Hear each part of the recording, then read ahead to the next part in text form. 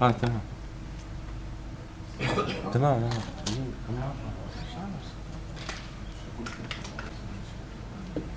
Assalamu alaikum, masal khair.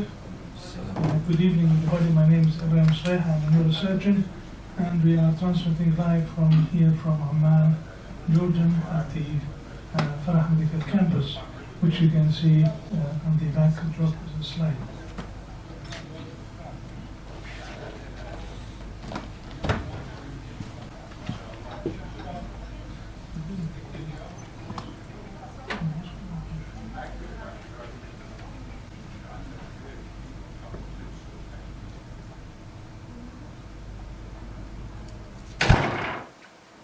Okay, we are, as Muslims, we believe in God and His prophets, and among these prophets is Jesus Christ, so we believe very much in Jesus Christ. And I just want to show you the baptism site in Jordan. The baptism is when St. John the Baptist baptized Jesus Christ at the river Jordan. In the Matthew 8 treats, as soon as Jesus was baptized, he went up out of the water. At that moment heaven was opened, and he saw the Spirit of God descending like a dove and lightening on him. These are the famous paintings depicting the baptism. This is one of the Leonardo da Vinci paintings, in addition of a few others, famous painters. If you look at the mosaic maps in Jordan, this is supposed to show River Jordan, and this is the Dead Sea.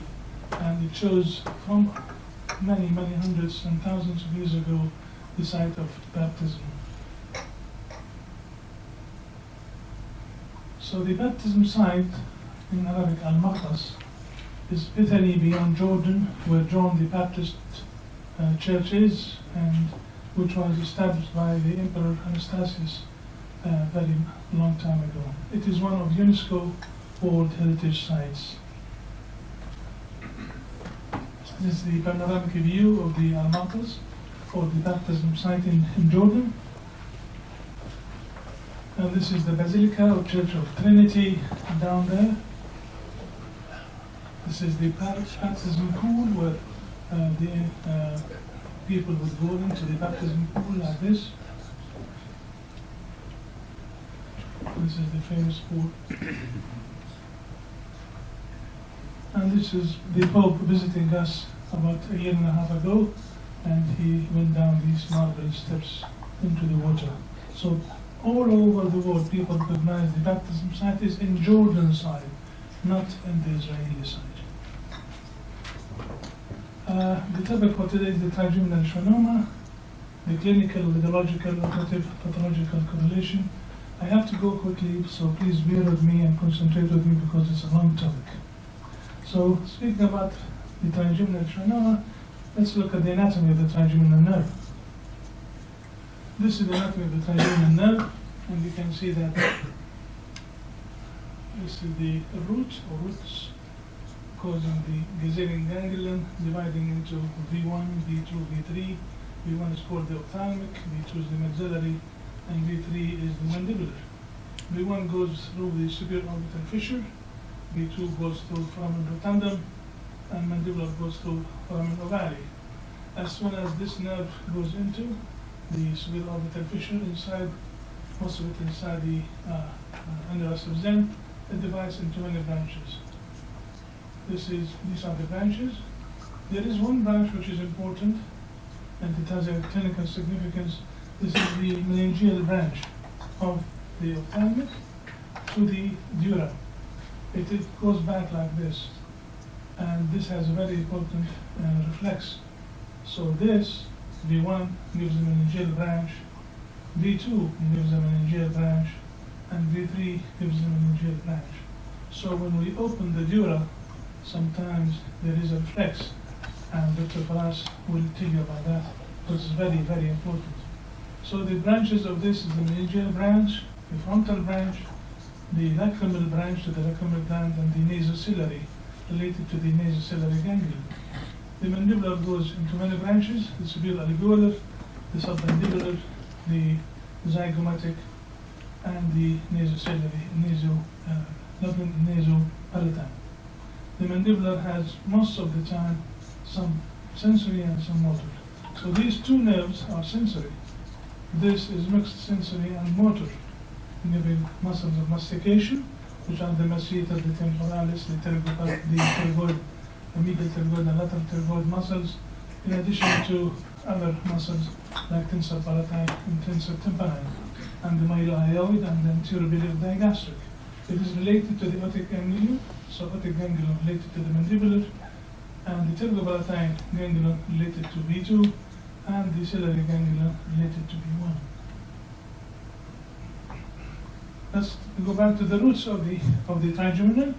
These are the three nuclei of the trigeminal nerve: the mesencephalic nucleus, the main sensory nucleus, and the spinal nucleus, together with the motor. So this small one is the motor, these three are sensory. That's why the trigeminal is mainly sensory for the sensation, and small part of it is in the motor. So here it is, comes out from the pons, and it goes out to Meckel's cave and then into the Gazalian ganglion. So magnified view, the three nuclei form the sensor root. And then the motor nuclei, which is the small one, goes like this. It comes off the frontal part of the pons. So most of the nerves are on both sides. These are only the abducent here is in the front. The third nerve, oculomotor, is in the front. Trigeminal is on the side. So this is again the frontal view of the brainstem, and you can see the trigeminal nerve here, and these are the abducents. So the trigeminal nerve will come this way, here into this place called the trigeminal impression, and then here the Gazalian ganglion will form, and then one root will go into the foramen ovale, which is the mandibular, and then the V2 goes this way, and V1 go through the subarorbital fissure.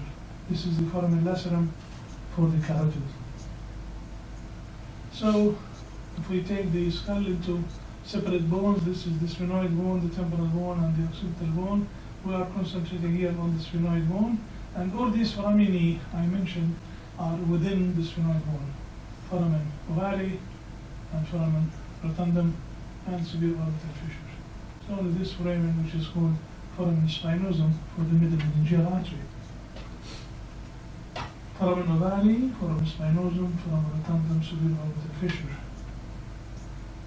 And if we are looking from anterior view, you can see the subarorbital fissure, and you can see the foramen rotundum for the mandibular nerve, because this is the pterygoid place. So this is where the pterygoid plexus is and pterygopalatine ganglion is. So V2, the maxillary, would come out here. This is another canal called Vedian canal for the Vedian nerve, which is a mixture of parasympathetic and sympathetic. This is the back view. You are looking from the back, and again you can see the subarorbital fissure, and you can see the foramen rotundum and foramen ovale. These are the pterygoid plates. Again, if we magnify the view, this is the petrous apex. This is the impression for the trigeminal. This is the foramen lacerum. This is the foramen ovale, foramen spinosum, foramen rotundum, subarorbital fissure. So the Gazalian ganglion is here. It goes V3, V2, and V1. So you can look here at the trigeminal impression, foramen lacerum. And this small circles here is for the abducent nerve. So the trigeminal will go into the Meckel's cave, like this one here. These are the two trigeminal nerves. These are the sixth nerve, the 7th, 8th on both sides, and the lower cranial nerves. This is a very important venous plexus at the back of the occipital bone. So trigeminal going into Meckel's cave, 7, 8 into intermediate meatus, and the three nerves plus the pharyngeal radius accessory through the jugular foramen, and here are the hypoglossal nerves. And there is a very important relationship when the trigeminal roots form the Gazalian ganglion. They go into the Meckel's cave. And then here we have the subarorbital sinus. So this could be above the nerve, could be below the nerve, it could be surrounding the nerve. So here it is, pons, and this is the roots, the sensor roots and motor root forming nerve, and then the division into the Gazanian ganglion within the Michel's cave.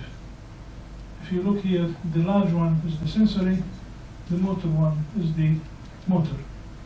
So whenever you look here, you can see the nerve and the Michel's cave. So who is Michels? Michels is a German anatomist, Johann Friedrich Michels, who discovered the Michel's cave. So the trigeminal going into Michel's cave, dividing into V3, V2, V1. This is the abducent going underneath the Gruber ligament through the Rellus canal into the lateral wall of the cavernous sinus. Magnified view from a cadaver. These are the 7-8 nerve going through the antenna meatus.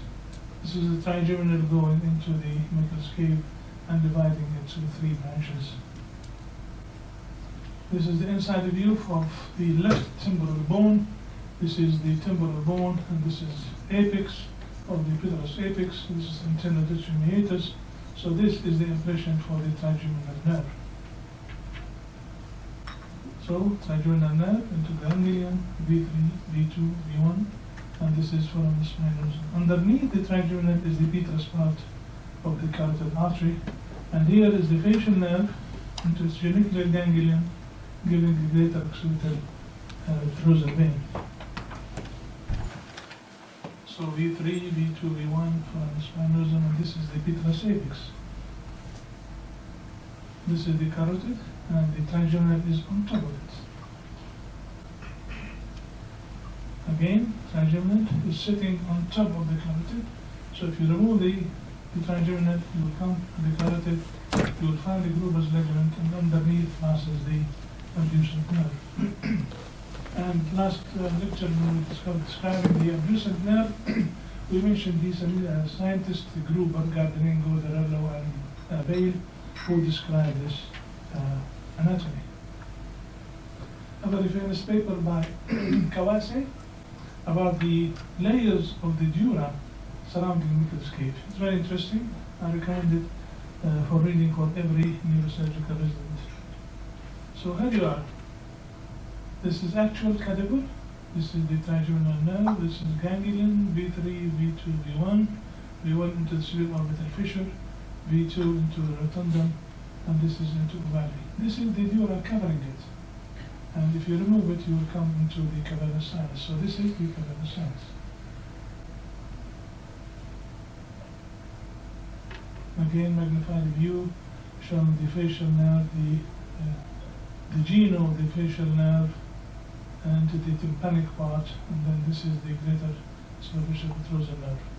So this is important anatomy that we need to remember. This is the Kawase triangle, this is the carotid, this is the greater superficial petrosal nerve, and here is the eustachian tube coming from the middle ear into the nasopharynx or pharynx. Magnified view to show the greater superficial petrosal nerve, just lateral to the V3. Why am I showing you this? Because you are going to see this anatomy on the video when we show it. So V3, Kawase, carotid, greater superficial petrosal nerve, eustachian tube. Repetition. So this is my landmark. I want to do surgery. I define what is the middle meningeal. I know what is V3, so this is my limit. This is my limit. This is my limit. So it's called the quadrangle or Kawase triangle. Here V3, V2, 1. There is a space here. There is a space here, and this is the Gazanian ganglion within the cavernous sinus. So this is the cavernous sinus, and this is a great anatomical interest. If you know it, you have unlocked the secrets of the brain surgery there. And my interest in the cavernous sinus was from the very beginning. I love this area, and I love the anatomy of it. And early on, 1984, I published my first paper about the cavernous sinus. Traumatic carotid cavernous fistula. This is in Journal of Neurosurgery, 84. I was a little baby in the neurosurgery when I published this. So we are now in the cavernous sinus on both sides of the pituitary, the cavernous sinus, we have the carotid. This is the crimotor nerve, trochlear nerve, V1, which is inside or in the lateral wall of the cavernous sinus, and V2. So the cavernous sinus stops at the upper level of V2. So let's look at the ophthalmic division. As we said, the branches, we mentioned them, the 4 branches, the meningeal, the frontal branch, the lacrimal branch, and the nasociliary branch. And there they are. So this is the branch going to the lacrimal gland, the lacrimal nerve. Inside here is the nasociliary nerve, and here is the frontal branch, which is sitting on top of the superior rectus and the levator patella superioris. As it goes through the annulus of Zen, the 2 nerves, the lacrimal nerve and the frontal nerve, are outside the annulus of Zen.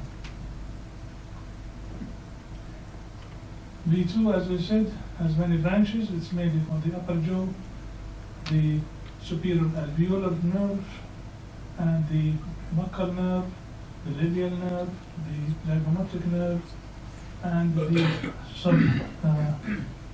mental nerve coming as a branch from this nerve here. It's called nerve of kissing because it's related to the sensation for the lips. So all the facial auxiliary surgeons call it nerve of kissing. So here it is, the 3 branches. This is the V2 coming forward like this. Mandibular nerve, V3, divides into sensory and motor, because this is the only motor part of the trigeminal nerve. All of it is sensory except small part here within the trigeminal nerve. It gives the inferior alveolar nerve, which branches and come here out as the mental. This is of interest for the dentists, but we have to know it as well. And it is related to the otic ganglion, and it has a relation with the chordae tympani of the facial nerve. So the trigeminal nerve supply half of your tongue with the normal sensation, and it also carries half of the sensation of your tongue through another nerve, which is the chordae tympani going to the facial. So we know now the anatomy of the trigeminal nerve. What about the schwannomas arising from the trigeminal nerve? As we said last time, schwannomas arise from Schwann cells, so they don't arise from olfactory nerve or optic nerve. They don't have Schwann cells. All the other cranial nerves, they have Schwann cells, so you can have schwannoma from any nerve except the olfactory and the optic. But also, in addition to the cranial nerve, they can arise from any peripheral nerve or even autonomic nerve, sympathetic or parasympathetic. What is the difference between schwannoma and the neurofibroma? As the Schwann cells are on the periphery, so when they form a tumor, they are on the periphery. You can actually excise it without damaging the nerve. While neurofibroma comes from the connective tissue of the nerve, so you cannot separate the tumor. This is the difference between neurofibroma and schwannoma. The commonest schwannoma in the body is the vestibular schwannoma. Schwannomas in general form 7% of all intracranial neoplasm. Again, they are common in females like in Jones, and they arise mainly from sensory nerves. But last time we have shown the abducent nerve, which is motor nerve, yet we have schwannomas. So whether it is sensory or motor, you can have schwannomas, but it is more than the sensory. And the vestibular, coming from the vestibular nerve, is the commonest. Followed, the next common is the trigeminal, lower cranial nerves, mainly the vagus, facial, and so on. Next time I'm going to present a case of facial schwannoma. So schwannomas in general, trigeminal schwannoma forms 80%, because the schwannomas, cranial nerves, about 90% are from the vestibular. The rest are coming from the other cranial nerves, and 8% are coming from the trigeminal. It could be solitary, it could be multiple, it could be part of neurofibromatosis or bone Rickling house disease. And these are my cases of bone Rickling house disease of 2. This is a young man from Irbid, 16-year-old male patient with this trigeminal schwannoma, and in addition to bilateral acoustic schwannoma, and also we have cavernous sinus meningioma. Very unlucky.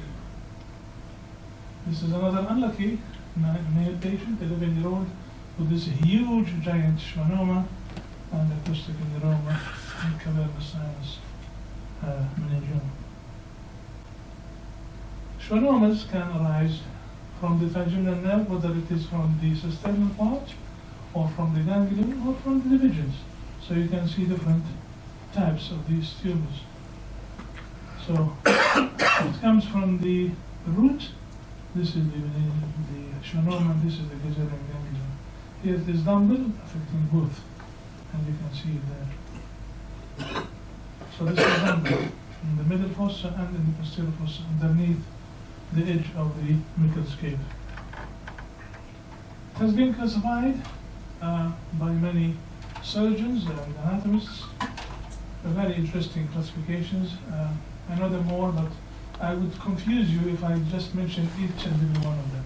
Roton, Sami, Dobbins, Ramina, Fukushima, etc. So I just want to put pictures of these people so that we will all remember them as great giants and mentors who taught us anatomy and surgery. Myself with Roton, with Majid Sami, with Dollins, with Osama Rifti, with Kawase, and with Ali Quest. So Jefferson classification, I just pass it. There is the Fukushima classification. This is the Kawase classification. This is the Cardo-Ramina classification, a very famous classification. So he divides them into type A, B, C, D, E, F, like this. Type A is peripheral. So this tumor is in the orbit. So in the orbit. Extracranial, peripheral. And this is in the maxilla, affecting V2. This is another example of another schwannoma in the maxilla going into the infratemporal fossa. And this is V3 going into the infratemporal fossa. And this is type B, mainly in the middle fossa. Type C, small part is outside.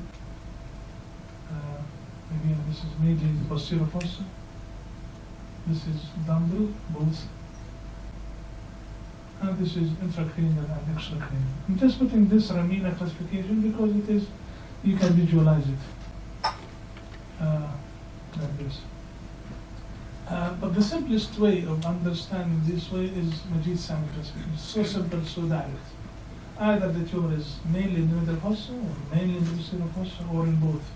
Or it has extracranial extension. I think this is very nice middle fossa example. This is very nice example of the posterior fossa. And this is example of both dumbbell. So middle fossa, posterior fossa, or both. Simple and easy. Can these schwannomas, which are benign tumors, tend to be malignant? Yes. Either de novo, meaning that there's a benign tumor that transforms into malignant, or it is malignant from the beginning, and this is usually associated with von Recklinghausen disease. So neurofibromatosis is a very bad disease. The names for these malignant schwannomas, they call it malignant neurofibroma, neurofibrosarcoma, neurosarcoma, neurolymphoma, or malignant nerve-shaped tumors. So they can be malignant. And this is one of the papers from USA describing this malignant schwannoma. How do they present? You would think, because it is trigeminal, they would present with trigeminal neuralgia, which is correct. This is the commonest thing. And you will have a patient come to you saying, I have pain in here. And they say, oh, this is nonsense.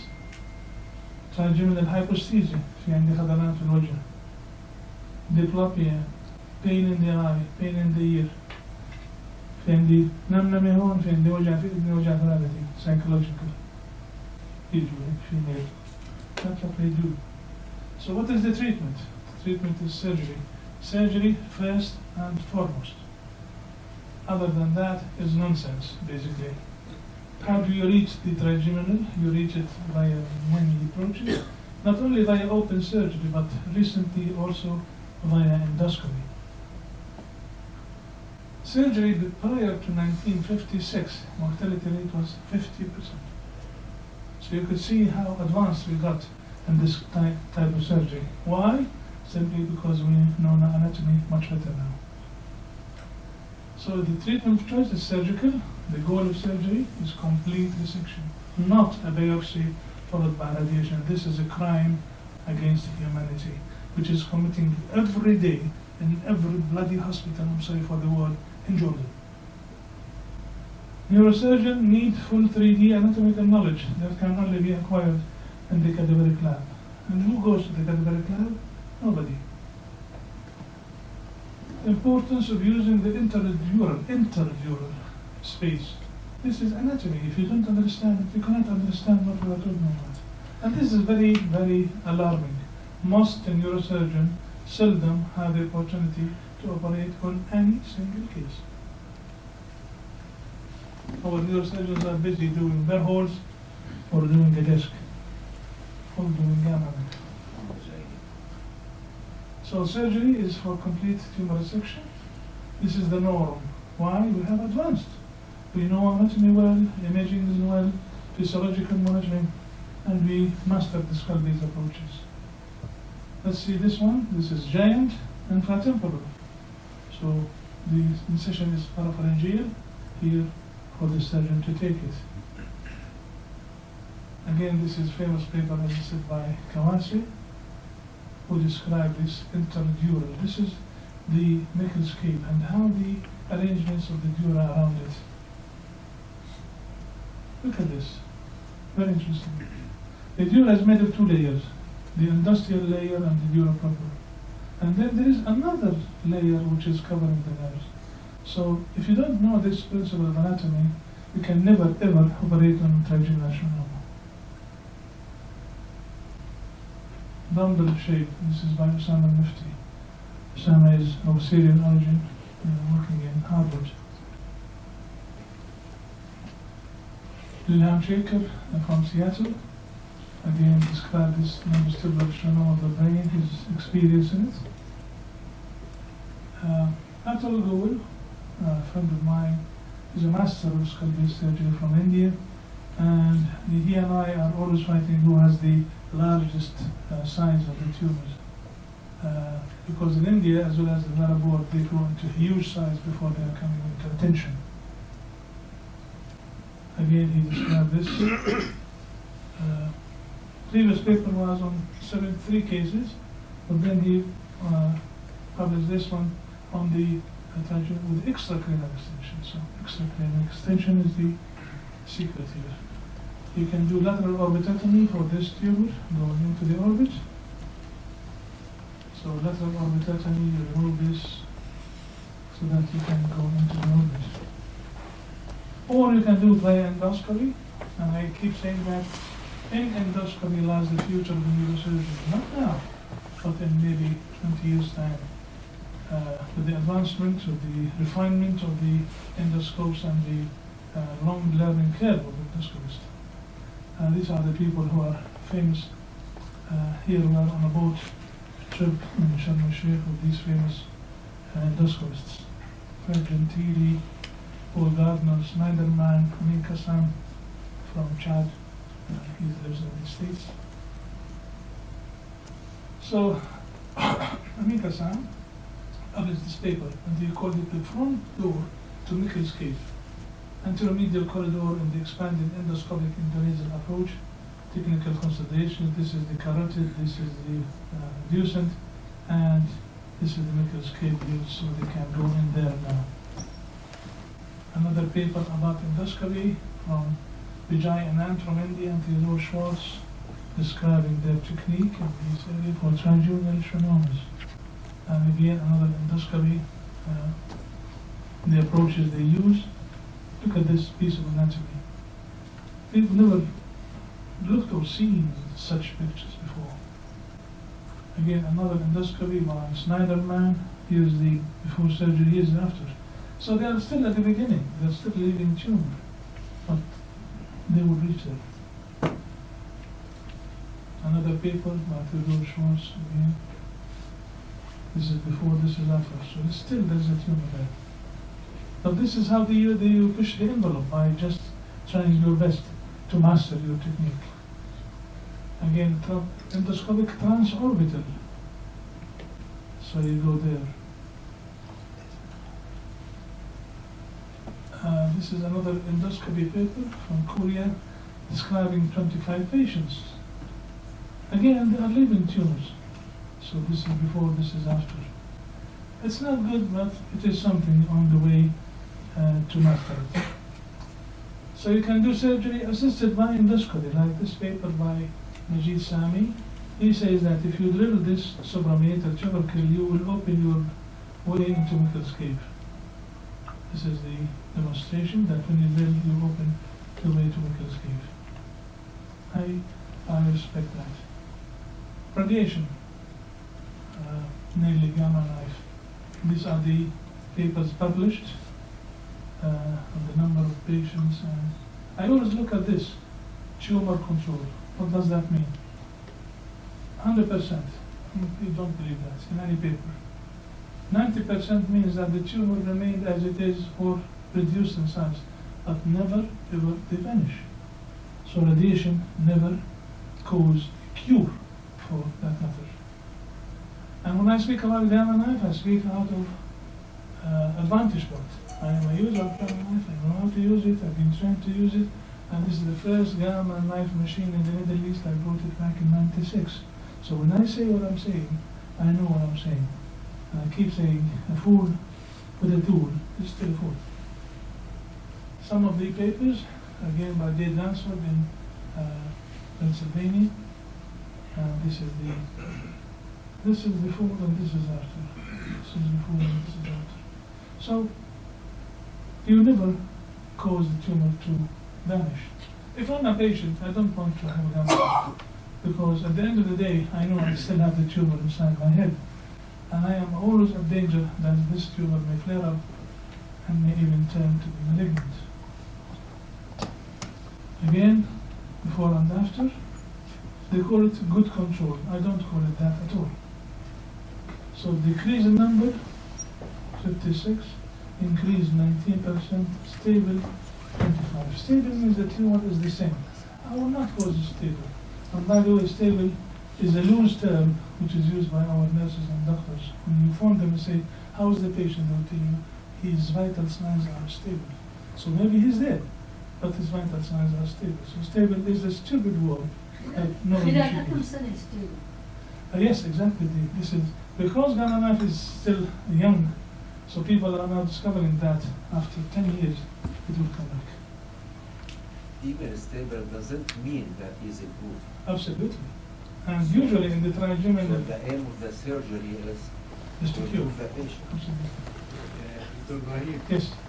بالنسبة للإندوسكوبي, apart from intraorbital, what other side do you go for the Intraorbital, intrasphenoid, and then you go laterally into the... intrasphenoid? Yes, so You you... don't use any from the skull outside? They do, the vitrosigmoid, they do that. And they go through the maxilla into the termopalatine fossa, and they go into the median canal. So it's really improving. So no more endoscopy is something in the ventricle. They can go into the maxillary sinus, into the mastoid, everywhere. It is developing. So again, pointing out to the control, which it doesn't mean anything to me. But it's a loose word to say that they have done something for the patient. To me, it's not convincing. And this is a good question. This is a very good paper. I read it with interest. Gamma knife surgery and trigeminal schwannoma. Is it possible to preserve cranial nerve function? And the answer basically is no. Let me read here. Conclusions. I will read it for you, can't.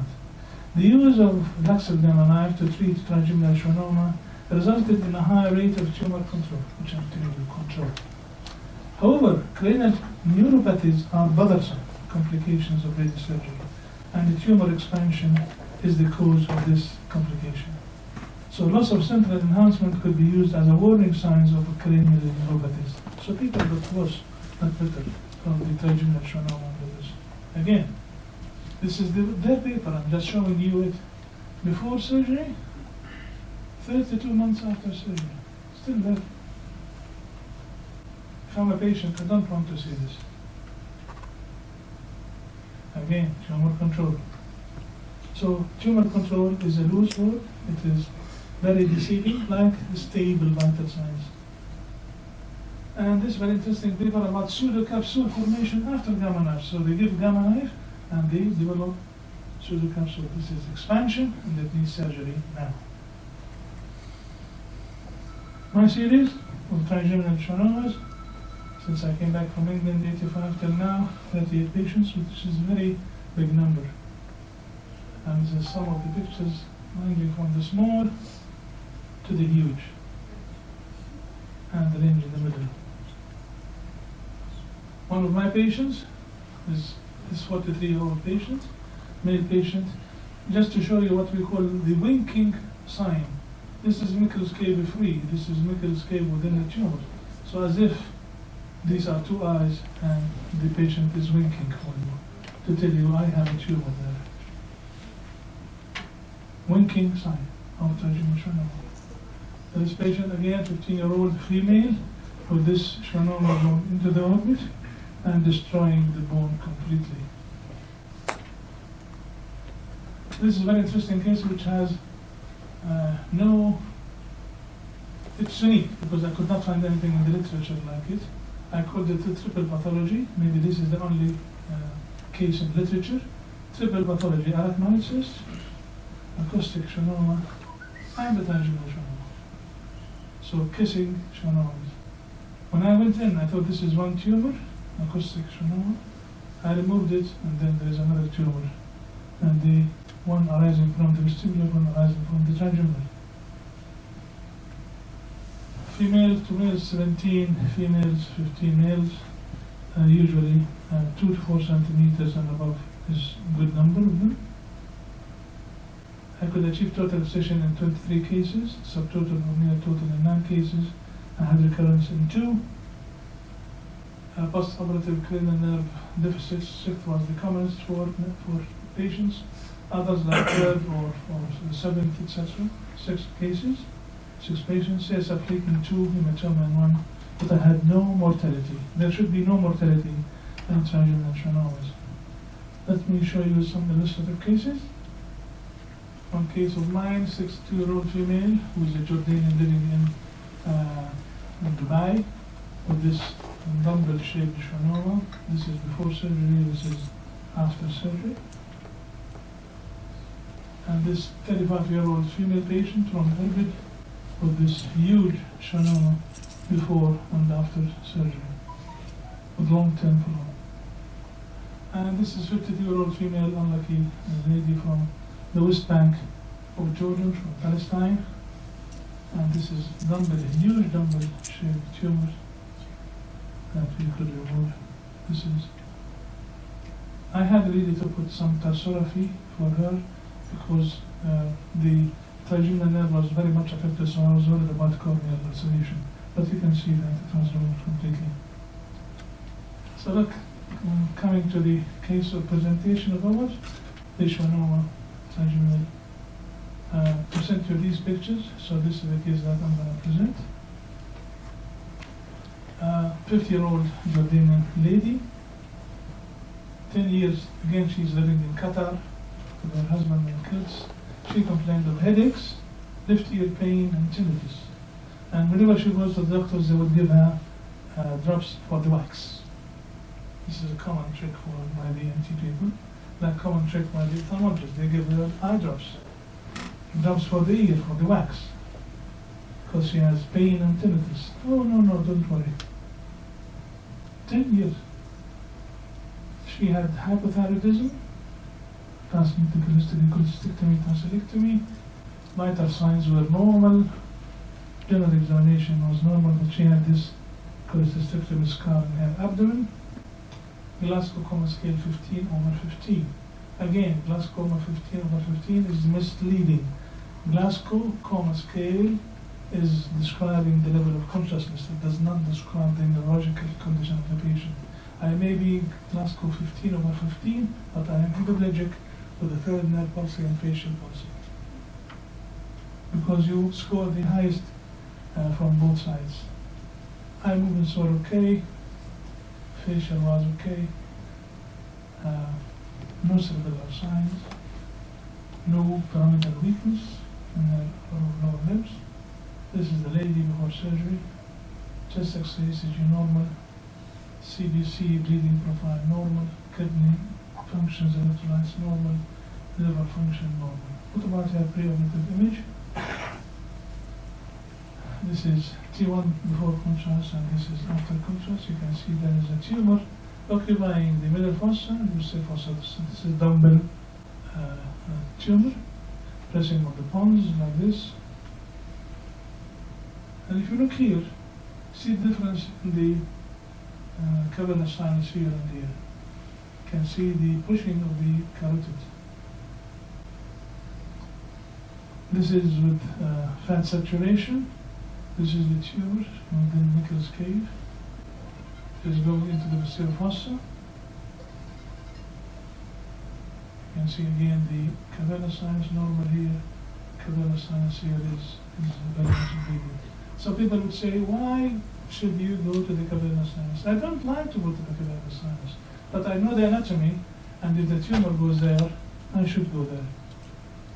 But don't say cavernous sinus is not. This is was no man's land, now it is not. Here is the T2. This is frightening. This is the shadow of the cover of the petrous carotid. Here we don't see it, meaning that it is very much related to the tumor. And here we are approaching to the internal determinatus. Again, you can see the tumor.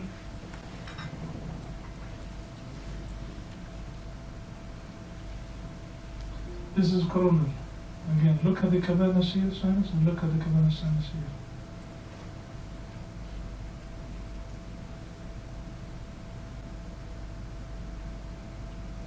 This is the subject.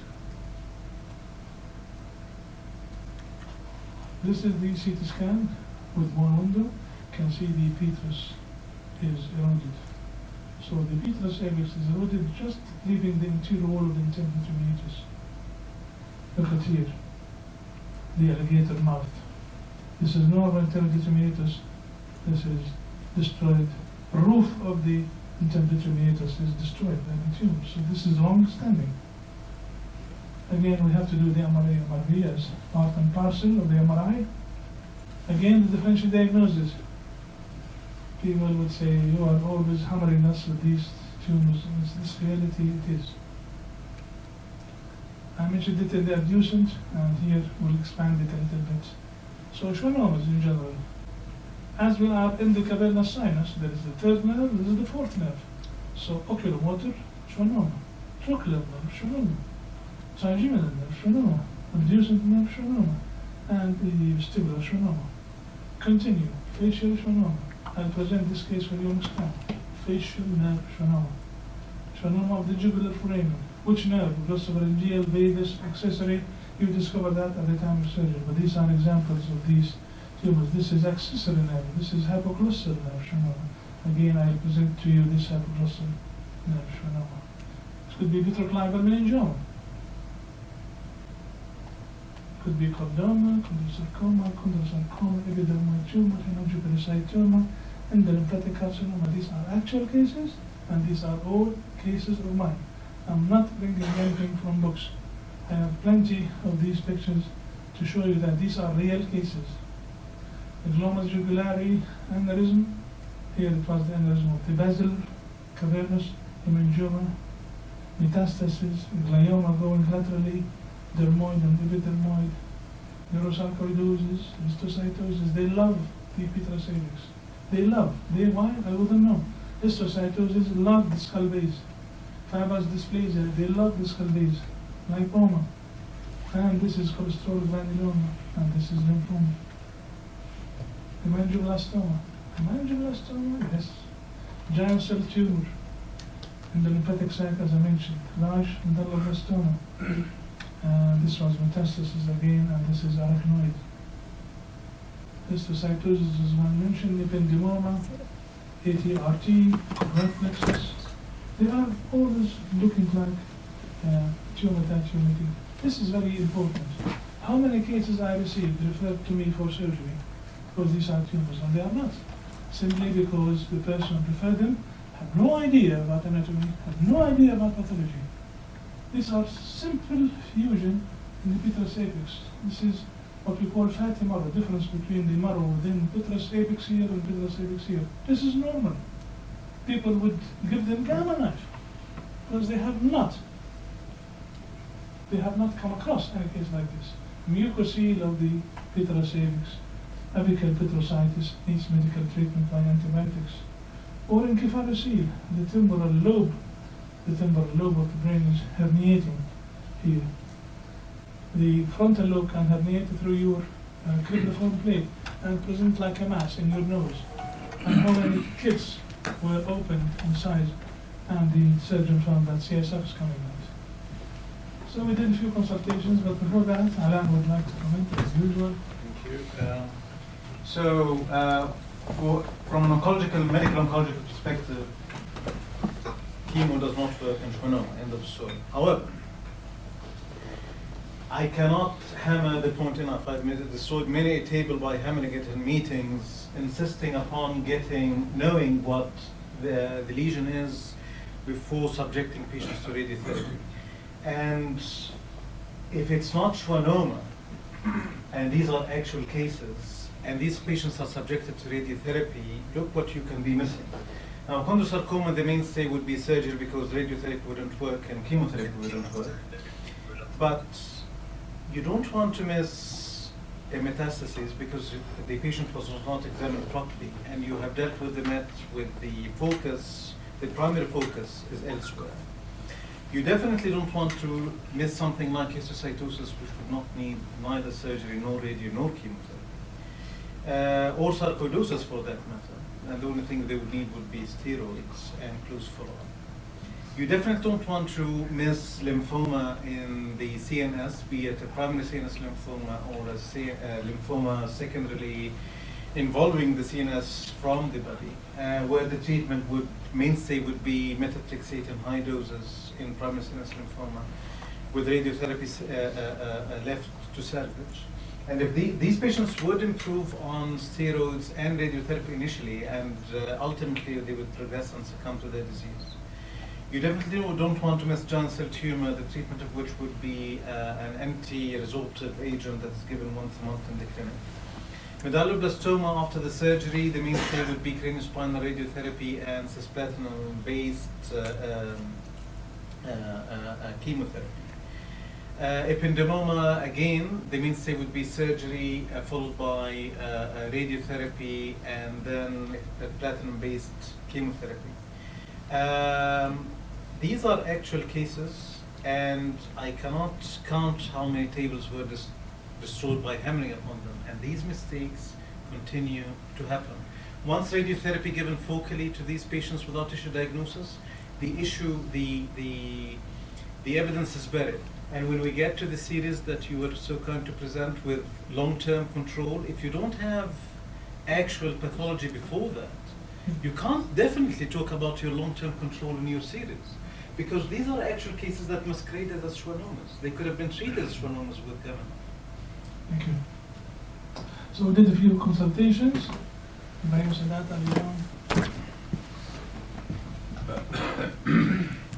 Good evening. So basically, the function and structure of this patient is very good. His vision is perfect, 1-1. Hair vision is perfect, 1-1. Color vision is excellent.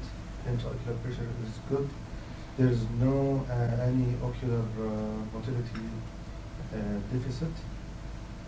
And here, fundoscopy, there is no edema or color of the optic disc. Visual fields are good. Usually, we do the visual field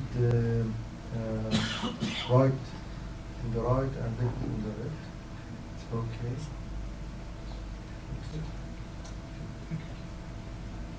ENT, Mahmoud Al-Asad. Can you come over, please? Mahmoud will not give drops for the earwax.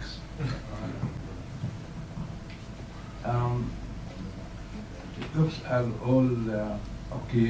There is no abnormality seen in the audiology or tympanometry or cerebral reflexes. But if Dr. Ibrahim allow me, this is what we do about the tympanometry with the pressure. This is the reflexive, high reflexive. This is nothing to do with the tumor. And there is a bilateral sensorineural hearing loss, high tone. It's not much related to the problem. I just want to talk about tinnitus, if you allow me, because we are accused that ENT is, neglecting. We have a very, very common symptom called tinnitus. In 2003, there was about 10 million in the United States complaining of tinnitus. And in Germany is about 4 million. I don't know, I don't have any records about Jordan, but I think most of the people are having tinnitus. Now, tinnitus is not just only an ear symptoms. In my belief, it is intracranial problem. So either it is vascular or a tumor or whatever it is, and it is most of it referred to the ear. So it's not the job of the ENT to diagnose, because if anyone in the ENT come and talk to me that he has a tinnitus, and I will do for him MRI-A and MRI-B, they will push me, they will kill me, This is because it means the misuse of all the investigation for the very common symptoms. In my belief, very few due to the ear, because back to 1980, I make research in Glasgow, and I find that some of the what we have, sensorineural hearing loss and tinnitus, it's not because the ear. The sensorineural hearing is due to the masking effect of the tinnitus. Because there is tinnitus, when we do for him an audiogram, this sound will not allow him to hear a low frequency, threshold. And this is why he will appear for the audiogram that it is, he have a sensorineural. So this is what I want to stress, that if I don't find anything in the ear, should I send him to the neurosurgeon or to the neurology to investigate the blood supply, the ischemic, everything? So basically, he does not use eardrops. Muhammad Juma is around. Muhammad Juma was consulted because she had low TSH and he increased the dose of thyroxine. May I remind you that you should not do any surgery on any patient before you do T3, T4, TSH. This is basic routine investigations, because if you want to put the patient under anesthesia and he is hypothyroid, he will never recover from anesthesia. Anesthesia was declared fit for the general anesthesia. Remember when I told you about the frontal nerve, the maxillary nerve, the mandibular nerve, that each of these nerves, in addition to their branches, they send a branch to the meninges, to the dura, to supply it. And this has very important connection. Let's hear Dr. Faras. What is the relation of this nerve supply of the trigeminal to neurosurgery and anesthesia? Assalamu alaikum.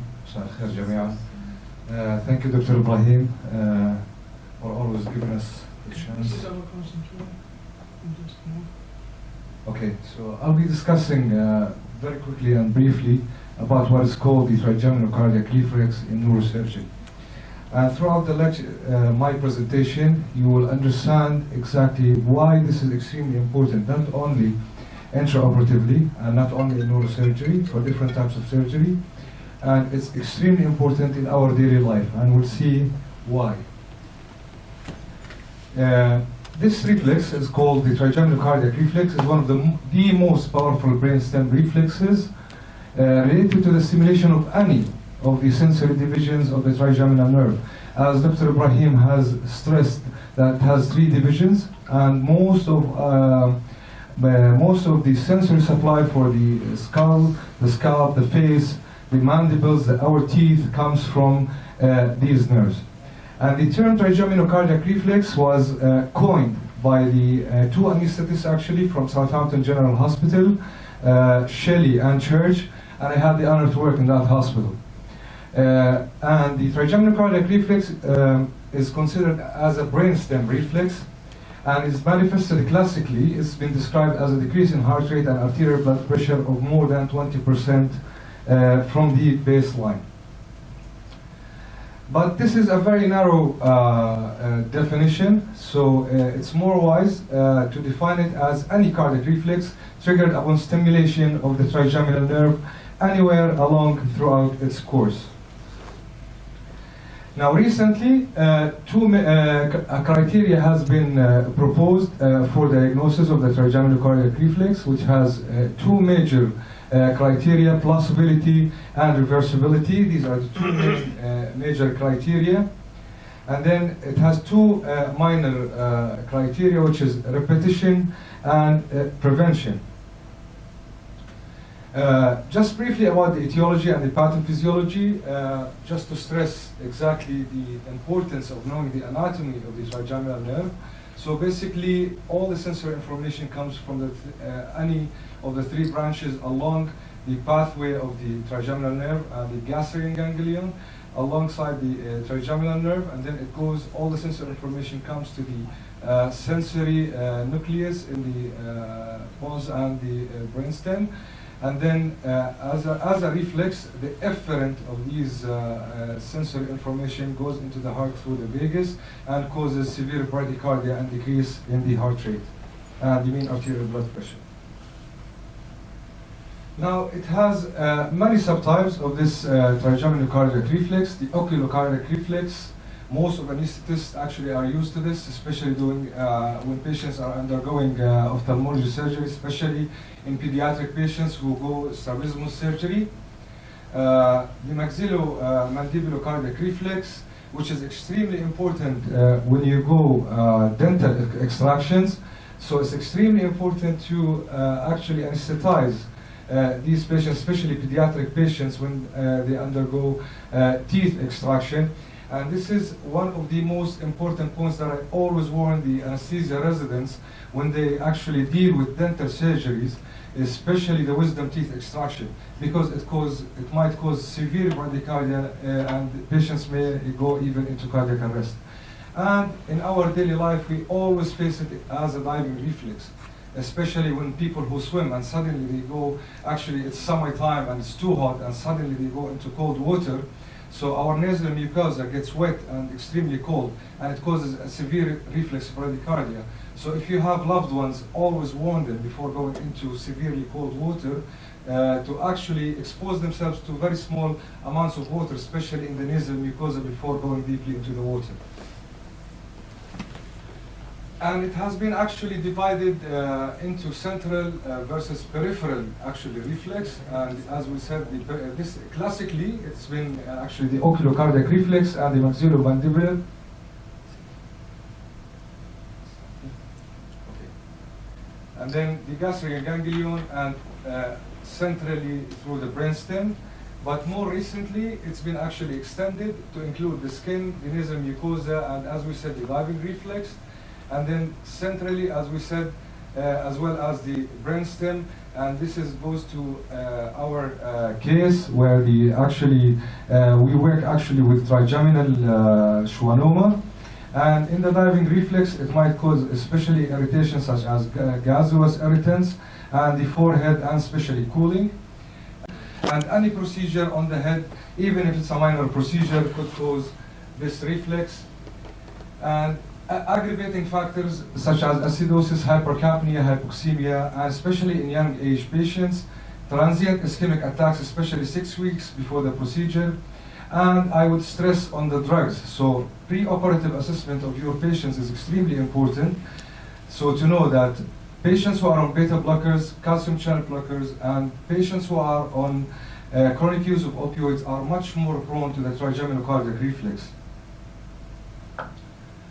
So just quickly to sum up this, an algorithm for treatment of the trigeminal cardiac reflex in case you face it, whether in daily life or in the OR, but we're talking here about the intraoperatively, so surgery in the territory of the trigeminal nerve. So we check some risk factors, as we said, acidosis, correct hypercapnia, correct hypoxemia, and continuous monitoring of mean arterial pressure and ECG is mandatory. So if we have a trigeminal cardiac reflex, we immediately inform the surgeon. So this is where communication between the surgeon and the anesthetist is of utmost importance.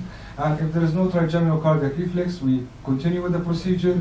And then if needed, we use sometimes atropine, 0.6 milligram IV. And then if the patient is not responding, we use epinephrine of 6 microgram intravenously. And thank you very much. So trigeminal cardiac reflex. Remember that very carefully. We may be doing a sebaceous cyst in the outpatient clinic, and dental surgeon is doing wisdom tooth in his clinic. A few years back, one of our colleagues, a patient was a surgeon, he lost a patient in the clinic because of this. And I think in the newspapers there has been a death of one young patient doing his dental work in Amman. My first encounter with this trigeminal cardiac when I was in training in London, we were doing a case, and as my boss was opening the dura, we had a cardiac arrest. So I was really worried, and he was laughing. And he told me about this, so I knew about it. And I always laugh at my residents when they just got screaming because of the cardiac arrest and opening the dura. We in the surgery use the navigation, and in this case it's very important. Any of the navigation people here? Nasib and Louis and Jan Salah. So what approach I'm going to use? I'm going to use the petrosal approach, anterior petrosal approach. So I will turn the head, so I will come this way. So when I retract the dura extradurally, I would see the carotid. This is petrous apex. This is the external ear, middle ear, the facial, the semicircular canals. I'm looking here. Again, remembering the anatomy very well. So this is the patient. This is frontal, this is temporal. You go both. So you come across this, which is the meningio-orbital band, which is very important. You cannot open the sphere-orbital fissure unless you open the meningio-orbital band. And this way you go and open the dural leaves of the sphere-orbital fissure. But you have to know how to cut it, otherwise you cut the oculomotor nerve. So this is how to cut it. Once that is done, the sphere-orbital fissure is opened. You identify the middle meningeal artery. The foramen ovale is the trigeminal V2. And you identify the greater superficial petrosal nerve. This is the eustachian tube. This is the Kawasi triangle. And here is the first ridge and second ridge of the temporal bone to recognize. So this is the Kawasi rhomboid, limited by the edge of the mesenteric ganglion, limited by the greater superficial petrosal, by the internal meatus, and by the petrous bone. Again, to show you V3 and V2. So this is what you are going to see during surgery in 3D. So this is the picture. V3, V2, V1, you will see all of them, the ganglion, the rhomboid area, and so on. Again, knowledge of the cavernous sinus anatomy. This is actual still pictures from my surgery. Or on the left side, we are taking the dura away from the bone, extradural approach. I'm drilling the sphenoid ridge, frontal temple. I'm opening the meningio-orbital band to open the sphere-orbital fissure. I am cutting the middle meningeal artery here. I'm drilling the foramen ovale, and then I'm going to the foramen rotundum. Here, I'm doing that. And then continue the dissection So when I dissect the dura now, I can come across the inner layer of the cavernous sinus, and I come across the tumor. So the dura has been retracted. This is the inner part of the cavernous sinus. You open it, the tumor would come into view. This is the tumor, you start debulking it. And these are the interdural approach. And this is posterior fossa dura, because this bone has been destroyed completely, as you have seen in the pictures. The epidermis avix has been totally destroyed. So these are some of the branches of the trigeminal nerve going into the Kerzerian ganglion. This is V3. So again, this is the cavity that was occupied by the tumor. And this is the greater superficial protrusion nerve. Here I'm checking with the Doppler that the carotid is okay. And then I would fill the cavity with fat, put some fascia, put some glue. Let's see surgery in 3D and in 2D.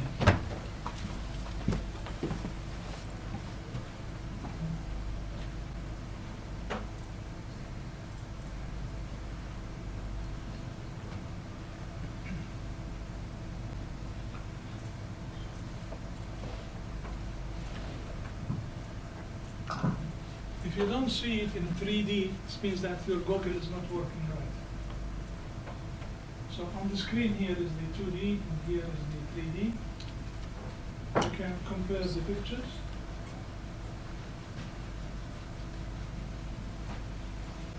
And you can see the difference. And you can see the teaching value of this 3D to understand the anatomy and the surgery. No books reading, no lectures can give you the feeling of the 3D to understand neurosurgery.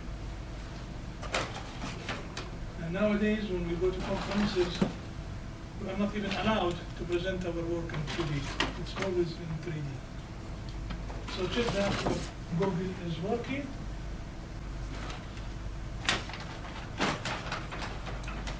Okay. Outside there.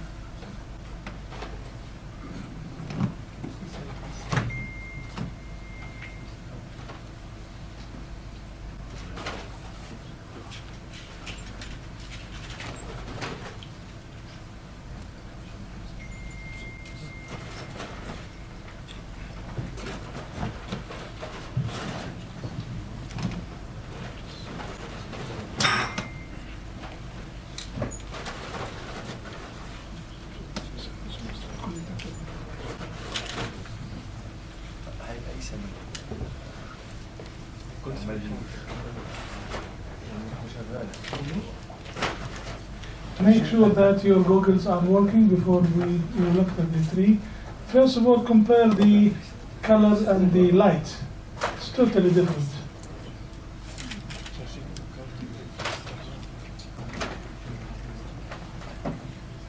So now it is 3D. Can you realize the 3D? You can see the depth. So if you see the depth, your goggles are working.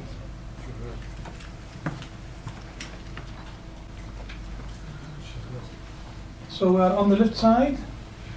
We are going extradurally, meaning that we dissect the dura of the skull base.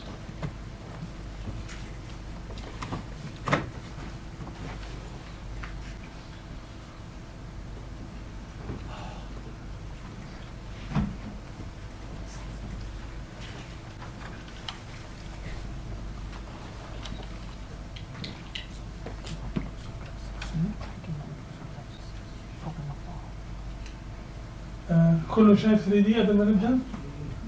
If you don't, please tell us عشان نساعدك. Anybody who cannot see 3D, please tell us. صعب. شو اللون لازم يكون طالع هون برتقالي ولا اخضر ولا احمر ولا بنفسجي شو اللون؟ مش مهم اللون محمود، المهم انك تشوف الصورة. انا شايف بس مش راضي تزبط ولا باي شكل. معناها هنا خربانين. عيوني مش النظارة. دائما احكي علي.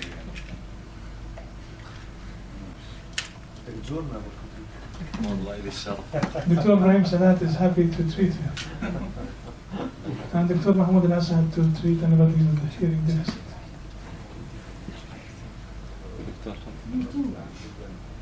So, are we ready?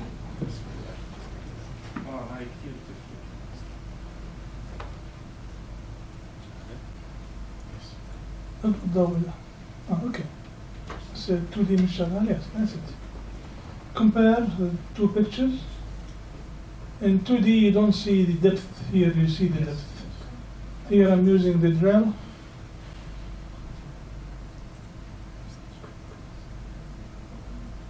This is one of the venous connections. It is not the meningio-orbital band. Still, it is far away. So I'm taking the dura off the skull base. And this is the skull base surgery. You drill the skull base so that you don't do much retraction. As you do that, this is the sphenoid wing, and you can see that here we are at the sphenoid wing. We drill it so that we can gain access to the superior orbital fissure. You cannot retract the dura unless you open the meningio-orbital band. So it is a must step. You must know how to open it. I'm opening it in a tangential way so that I will open interdural axis. I would not damage the structures within the superior orbital fissure, and here the closest is the oculomotor nerve. So once that is done, you can retract the dura, then you can find V1 and V2. So here I'm opening the meningio-orbital band.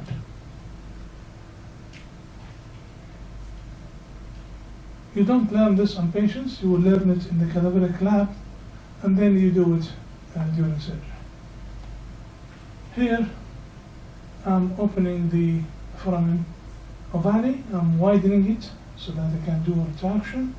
You can see that there's a tumor inside. Again, look at the difference between the 2D and 3D. Here I'm cutting the meningeal artery, and I always cut it above the foramen, otherwise it may slip and go into the canal and you cannot find it. It will bleed inside the foramen schwannomas and it may kill the patient. Here I'm putting this introducer into the foramen ovale, which is harboring the mandibular nerve. And this mirror is to dissect it. This is called Rotan mirror or Rotan dissector. This is all to gain access so that your vision is not obstructed by anything. Now, as I have opened V3, I'm moving to V2, which is the maxillary. And this is the space between V3 and V2.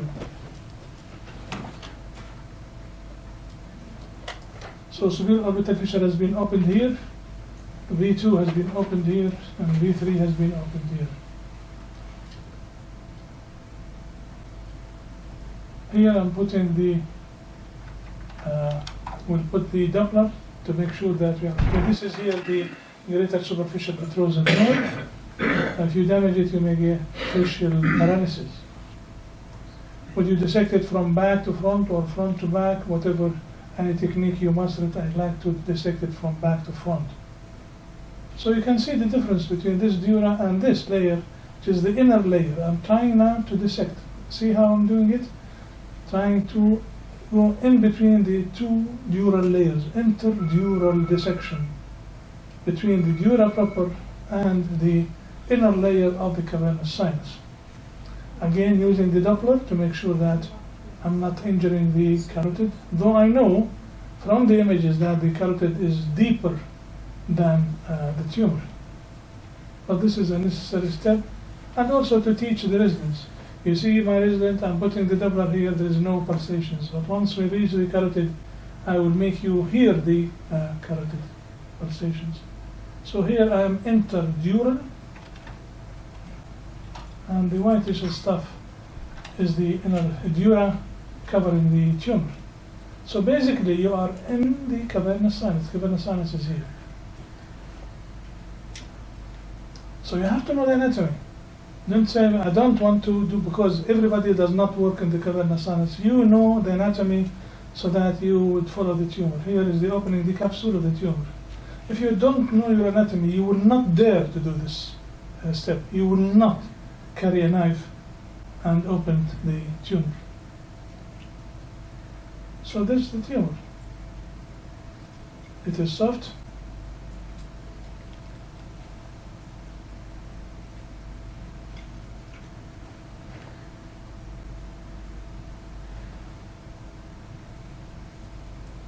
Again, compare the 2D and the 3D. You can appreciate the depth of the surgery. I don't need to do drilling of the Kawase triangle because the tumor has done the drilling for me. You've seen the CT scan.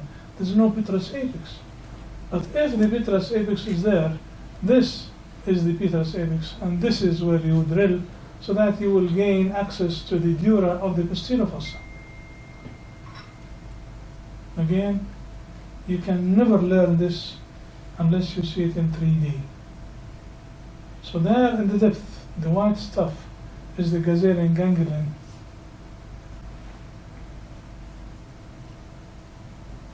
And the tumor is arising from there. But it does not involve all the ganglion, it does not involve all the nerves. So it will involve some of the fibers. So if you do the surgery right, patient will not have trigeminal deficit. Easily here, as you are doing this, you may get cardiac arrest due to the trigeminal cardiac reflex. But again, if you are aware that this is the case, the anesthetic will tell you, cardiac arrest, you stop. We wait a minute and then continue the job, and nothing will happen. Usually it's the first time.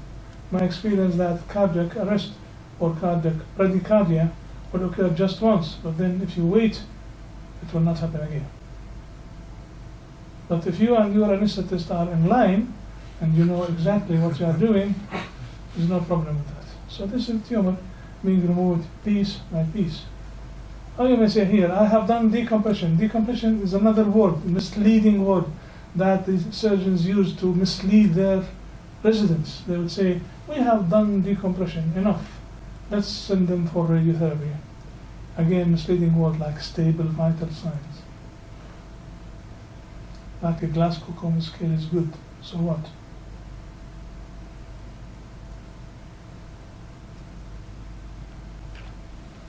So basically, anatomy knowledge, and anatomy knowledge is in your brain. It is a 3D anatomy in your brain, and this help you to master it. But if you don't have the image, if you don't have the knowledge, nothing will teach you. So this is the cavity where the tumor was. We are removing it. My aim is radical, total resection of the tumor. If this is my wife or my daughter, I would like the surgeon to do his job properly, no matter how it takes. Again, neurosurgery is not a place for Speedy Gonzales. It is not a place for the novices. It is a place for experienced people who would commit their life and time and effort to save patients' lives. It is not to put screws in the neck of patients. It is not to put a shunt in the brains of kids.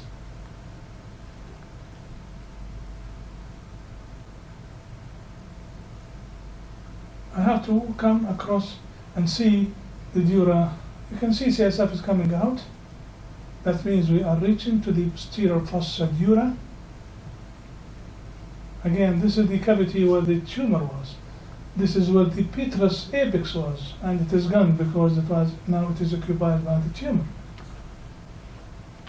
Here I'm opening the interdural space more so that I can see better.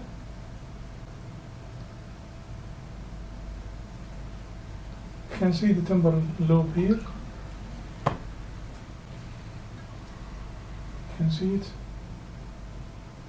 So now, last bits of the tumor of the Gazerian ganglion and the branches.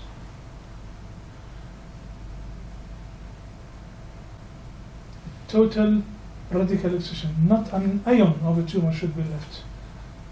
Whatever time it takes, time has no meaning here.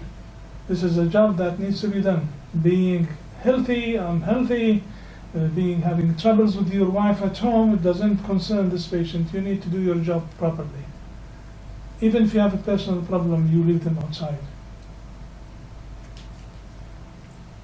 This is called dedication. Again, here I'm showing you the V1, V2 places. Look at the extradural space that we've created. And now we have to test for the carotid. Where is the carotid? Are we okay? Did we damage the carotid? So because I've shown the residents the Doppler away from the carotid, they could not hear the carotid. But now we will put it on where we think the Doppler is. Here I'm making sure that the foramina are open. This is V2, and this is V3, and this is the foramen spinosum.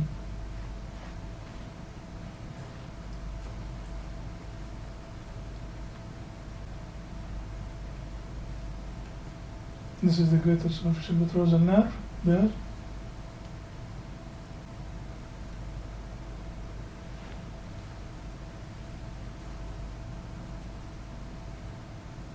Here's a teaching session for the residents. This is what, so they would understand. Now I know where is the carotid, because I've seen the pictures and I know the anatomy. But I want to confirm it to my unbelieving residents. Maybe I am lying to them. Look at the cavity. This is Doppler. Voice, please. Main voice.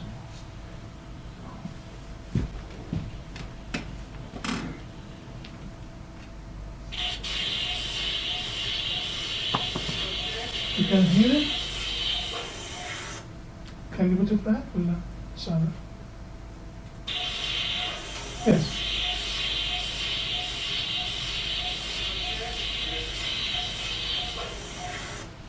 Then the cavity is filled with fat that you have taken from the thigh or the abdomen of the patient beforehand, and you put fascia lata that you have taken from the fascia lata from the thigh or from the temporalis muscle, or artificial dura for that matter. Put another layer of fat,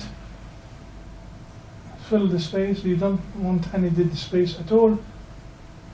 Again, the presence of radiologist in this session, when he reads this is the gel foam, and this is the Duragel or the Duracell to prevent CSF leak.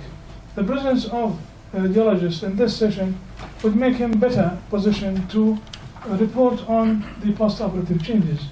And don't call them post-operative extradural hematoma, because he did not know that we use this technique. Sorry?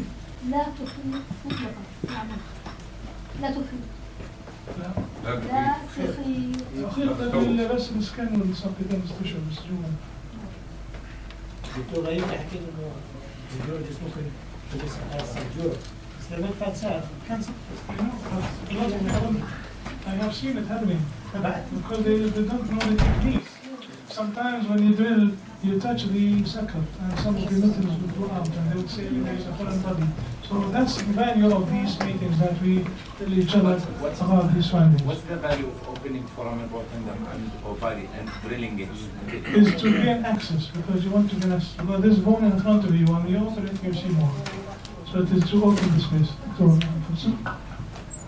اخذنا كثير. You can see this mostly spindle cell tumor, myxoid stroma.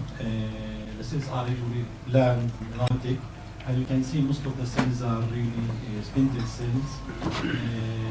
There are hyalinization in around the blood vessels, as you can see here. It's indicating the tumor, and you can see some vascular spaces, and here you would some entrapped ganglions, and this is usually occurs more in neurofibroma than in schwannoma in these cases. And I did this 100, it's positive, nuclear and cytoplasmic.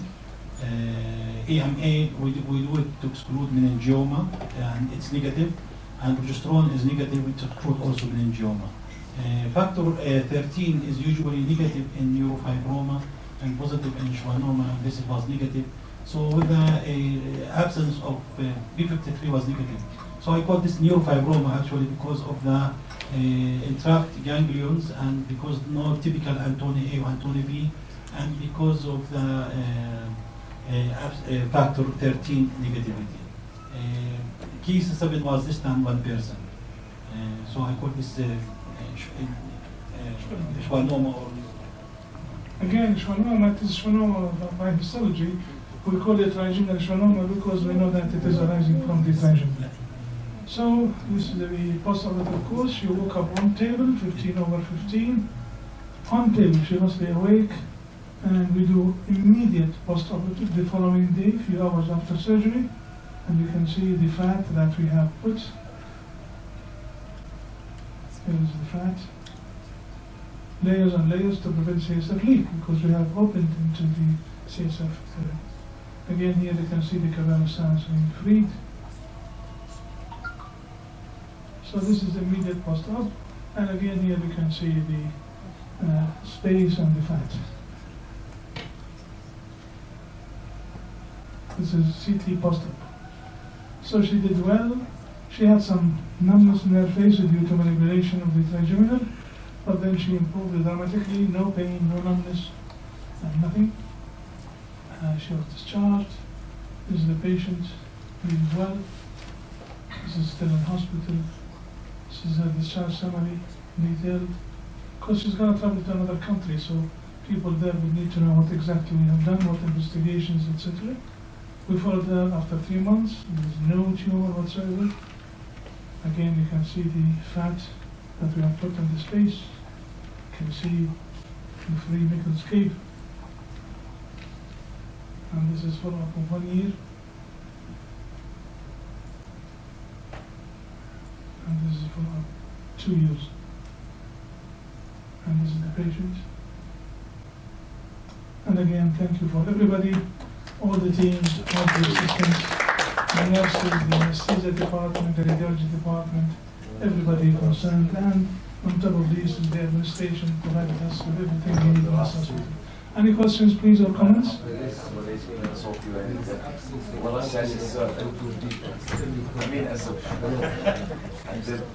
Any questions, any comments?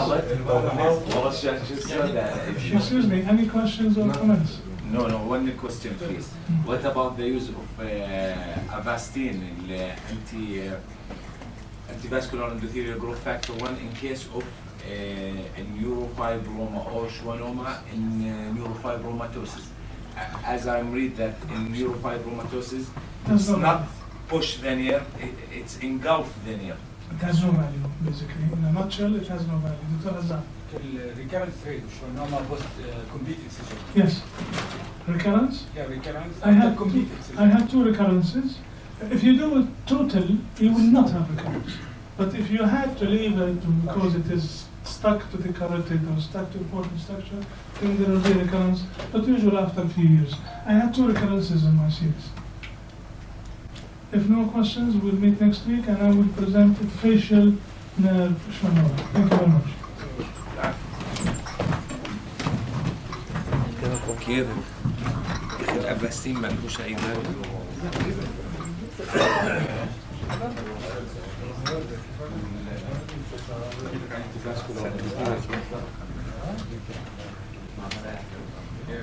Yes, something. Yes.